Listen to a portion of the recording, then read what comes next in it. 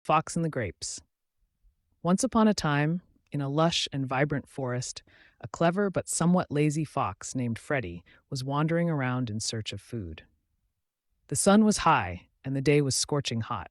Freddie was feeling quite hungry and tired. As Freddie trotted along the forest path, he suddenly spotted a large, ripe bunch of grapes hanging from a vine that was entwined around the branches of a tall tree.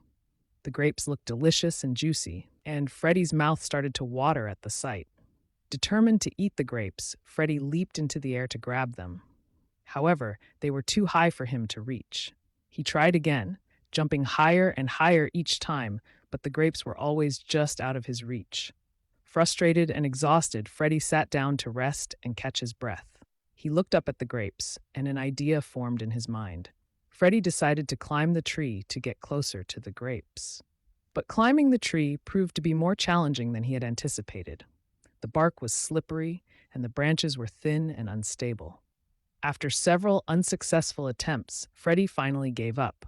As he walked away, he muttered to himself, "Those grapes are probably sour anyway. I don't really want them." Feeling a bit defeated but trying to maintain his pride, Freddie continued on his way, searching for food elsewhere in the forest. Deep down, he knew he had given up too easily, but it was easier for him to convince himself that the grapes were not worth the effort. And so, Freddie the Fox learned a valuable lesson. It's easy to despise what you cannot have. Sometimes, instead of facing our challenges head on and persevering, we make excuses and convince ourselves that what we desire isn't worth it. Moral: it's easy to despise what you cannot have.